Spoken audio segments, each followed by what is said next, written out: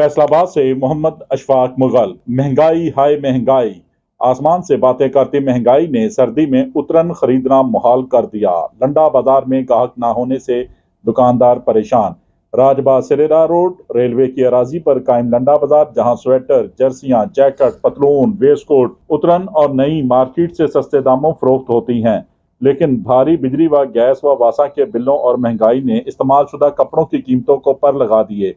100 रुपए वाला स्वेटर 500 रुपए, जर्सी 1000 रुपए, पतलून 1000 रुपए, जैकेट 5000 रुपए, जबकि वेस्टकोट 2500 से 3500 रुपए फी अदद बिक रही है, जो गरीबों की पहुंच से दूर होने के बायस सख्त सर्दी में खरीदना भी मुहाल हो रहा है।